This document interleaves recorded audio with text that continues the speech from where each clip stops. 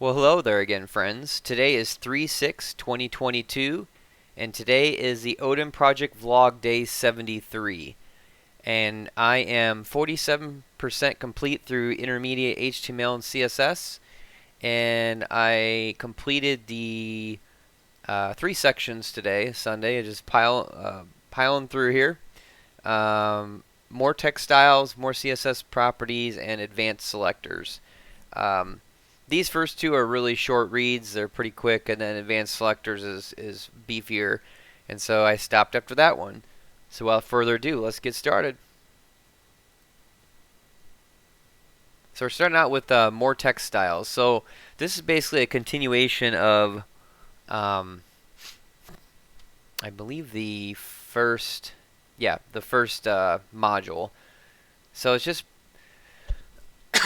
excuse me, it's just talking more about that. I think I'm going to go down here. We're doing the knowledge check at the knowledge check.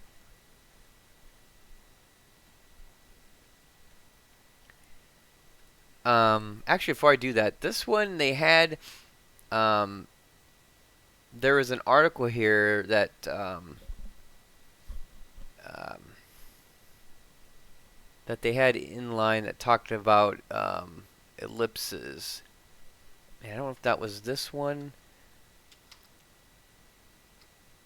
Yeah. Okay. Yep, it's this one. It's because I don't know, is there a discussion on ellipses? I'm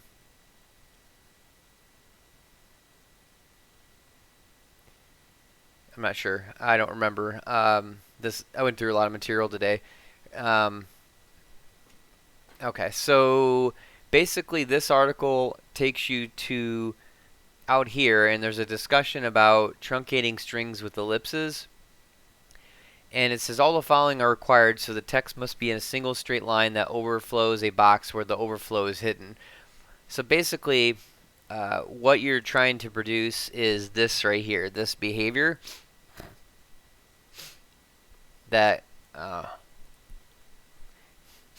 when excuse me, when the page starts up or loads for the first time, this is what you get, and you can set it to where it expands such as that, and you use that with they created in this example you can call it whatever you want, but they have a class they called Truncate, and they have the Truncate selector here. Width is 250 pixels absolute. White space is a no wrap, meaning that as it sounds, we learned about wrapping, so we don't want the text to wrap, we want it to go across. Overflow is hidden, so that means that when this is ran, there's no spillage outside of the container that it's sitting in. And text overflow is ellipsis, and that's a special type of text overflow that allows this this activity to occur like this when you combine it with a no wrap and overflow hidden situation. And the basically they go over another example of that. It's a short little article, but the whole point of talking about that is that ellipses. This one isn't a single property, but it's a useful trick to keep in your toolbox. With a text overflow property, you can now truncate overflowing text with an ellipsis. Making an overflow happen, however, requires the use of a couple other properties that we just went over, because the default behavior of text simply printing outside its container isn't technically considered an overflow. It's kind of confusing, I know. Sorry. And then they bring you to this article, and they say, be ready to go look at that article every single time you want to use this, because you won't remember that you have to add these three in there to do an ellipsis properly. I don't know personally if I'd ever need to have this functionality, but if I do, that's a really good thing to have. So something to keep in your back pocket. I would highly encourage you to bookmark this. I have. And so that's that. So let's in case that wasn't covered, I did want to cover that if it wasn't covered in the knowledge check. So let's go over the knowledge check.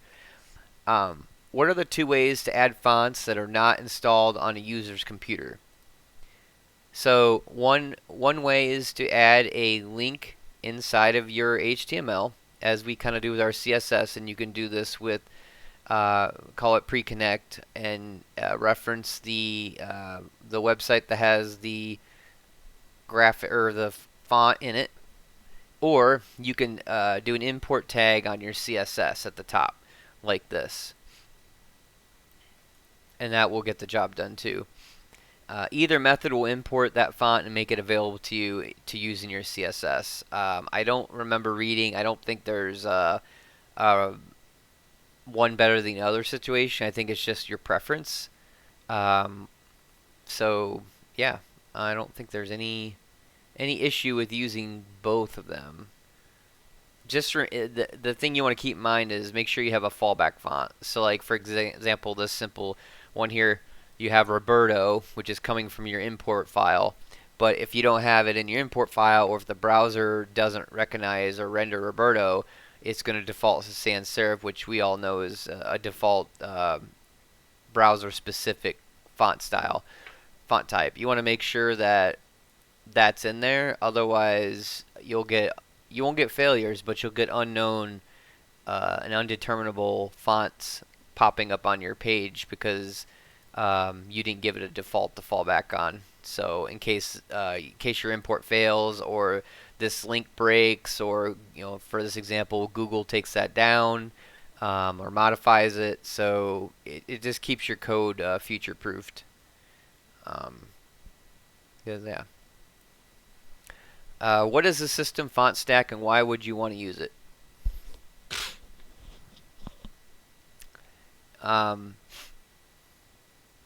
So here's an example of font stack. So you want to use this because this is the opposite example we just went over. So this is if you're trying to cover for all of your font families in one body. Like you want to make sure that you want all your default fonts to be system user interfaced, and so you're trying to basically account for all of them in this line of code. It says the point of this is somewhat ridiculous string of font families is to try to use the default font of the system's user interface. It will go through each of those fonts until it finds the one that is installed on the system and then uses it. So basically it's going to go through, and if the first one it sees is Apple system and that's the first one it has in its library, it will use it.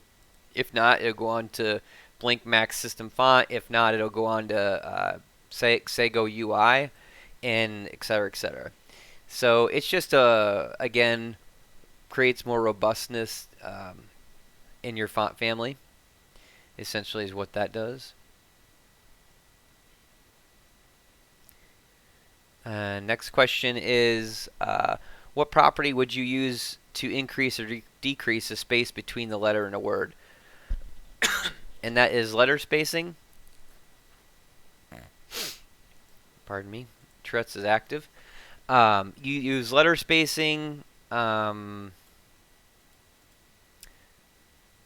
the letter spacing? Right there. So letter dash spacing is the syntax, and you can do it in any way you want. You can do absolute. Here's a relative with a 0.5 em. So this is going to do spacing between the letters. So that narrow is is a negative. You can have a negative em. So negative is for narrow. Wide's 0.5. So you can just see the difference that it emits there, and that's your letter spacing. Line height, I think, is the next one that it asks about, and this is how you do line height.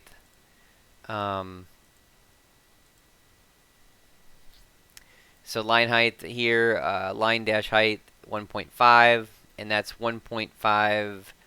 I think it's just times. So 1.5 times the normal, which makes sense. So here's your unchanged, and then here's your 1.5. So it increases the line height by 1.5. So you see that displayed there.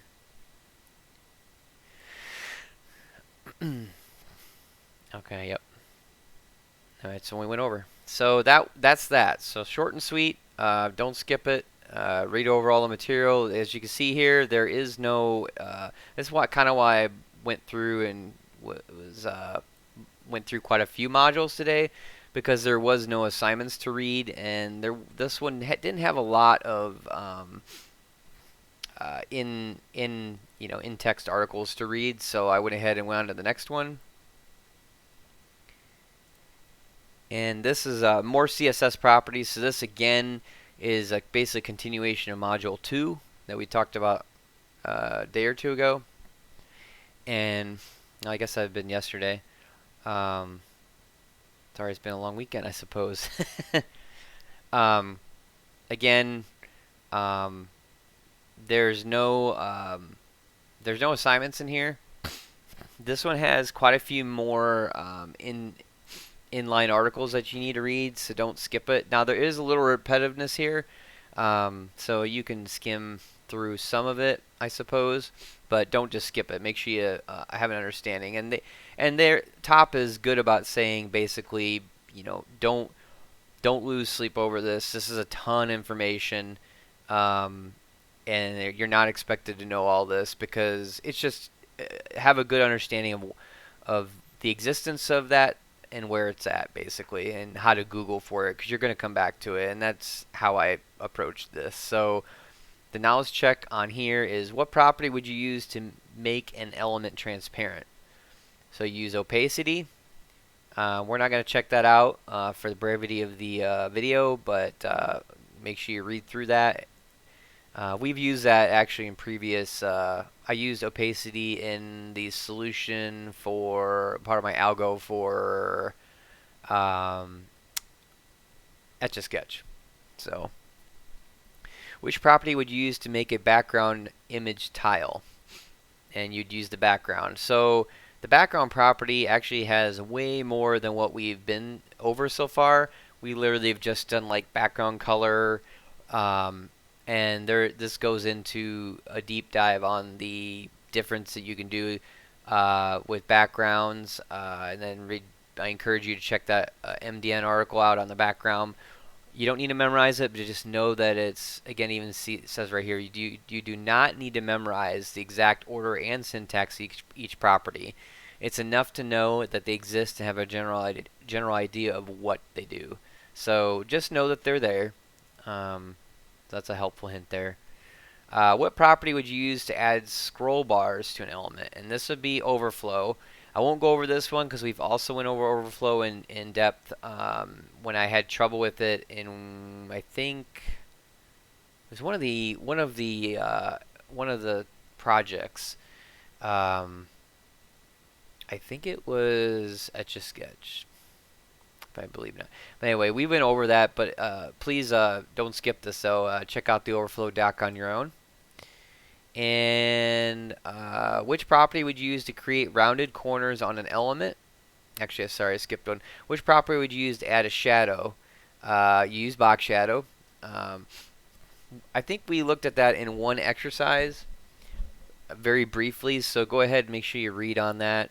It's pretty... a lot of these little sections they're logical. They're logically sounding, but there's still quite a bit of material behind it, so don't skip it. What property would you use to create rounded corners on an element? And you use the borders, particularly border radius.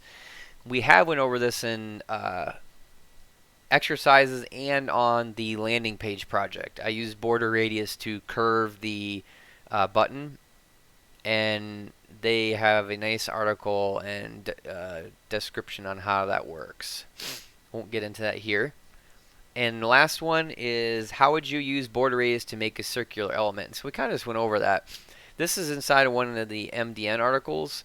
I like this just for discussion because it shows live graphic of how this works. So you have a border radius 30 pixels. This box is rounded in corners, so you see how it creates basically the higher the pixels, the I don't know if this will let me edit or not. Yep. So Yeah, so the higher the pixels, the more harsh the corner. And then you have, excuse me, you have border radius 25% and 10%. So this would be a 25% on the, actually I didn't really look at this. So is this top or bottom? Okay, so the first number is your top left, bottom right, and your second one is the opposite side. Different ways to do this. I won't belabor this too much, but you guys can see it there. Different ways, different syntax, different ways to get the button or the image or whatever you're working with to do different things. And that rounds out this section. Again, I went through that. This one's a little bit bigger one. It's still not a real beefy thing, but don't skip it. Take your time with it. And let's go into the next one. Excuse me. And so here's the Advanced Selectors, and this is where I stopped. This one was a little bit more to chew off. Basically, some of this is reviews. This goes over. We've not actually talked about it, but we've seen it in code examples, in articles like the greater than, the plus sign, the tilde, is different combinators. So it just talks about all that kind of stuff and how it works together. Again, we'll go down here and look to see. There are some homework assignments. So as you can see, there's a lot of reading here. It's not bad, but you're going to take your time on this. Excuse me. There are 2 assignments. There's a CSS Diner. This is awesome. You'll have fun when you get to this. So just opening this up real quick. So there's literally 32 levels to do this. Once you get through the material and you get down to the assignment, you'll understand what you're doing here. But basically, you type in CSS on the fly to get it to select the plates, help I'm stuck, and then you find out what the plate is, and then you try to basically type in the correct CSS selector. So this would be, it's just asking you to select the plates. So we just do plate, and there you go. And there's 32 of those, and they get harder as they go along, and boy do they get hard. I got stuck and actually took a break for a while and had to come back to it. I think I got stuck at a couple of places, but I started getting stuck around 16. Did good up till 16, and then rest of these were, I took a break, came back, and then was able to get through the rest of them. So really awesome. I won't go over any more of that, but that's a really awesome exercise. It also cements in the content and the understanding of the material, so don't skip that. And then there's an article here. Basically, it's rehashing through everything you just read through in here, and basically it's more like a reference doc. I kind of skimmed it at this point, and I did bookmark it, and I think you guys should too, because it's going to be good to come back to this if you need help on selectors. Because what it does is it basically goes over every selector type from the basics of class and ID and tags like we already know, to the more advanced stuff, the sibling selectors and descendant selectors, combinators, attribute selectors, pseudo classes, pseudo elements. It's all here. So it's long. It's a long article, but it's good to reference. So kind of running out of time here. So it's at 19 minutes. I don't want to make this any longer. So unfortunately, I won't go through the knowledge check here with you guys, but this is very important. I wish I had more time to go over it, but I just don't want to make this video long. So take your time, go over these advanced selectors, understand them, learn them, take your time with them, go through the exercises. Definitely do that CSS Diner at the bottom. That will help your understanding. Go back and reread if you get stuck, or feel free to Control F to find something if you get stuck on a syntax problem or anything like that. So yeah, so sorry to cut that a little short. We're at 19 minutes here, so I didn't want if I went through the knowledge check, we would be here for another 10 minutes, and I don't want to make this video that long. So anyway, that's all for today. 47% complete. Next time we'll be going into positioning, and we'll be about halfway done with intermediate CSS concepts, and there'll be a nice project sign-up form at the bottom at the end. So I hope you guys enjoyed the journey today. I know I went kind of fast, so replay this if you need further understanding and slow me down. Please like, share, and subscribe for more content, and let me know in the comments what you guys thought of more text styles, CSS properties, and advanced selectors in the comments below. And with all that said, till next time, see ya.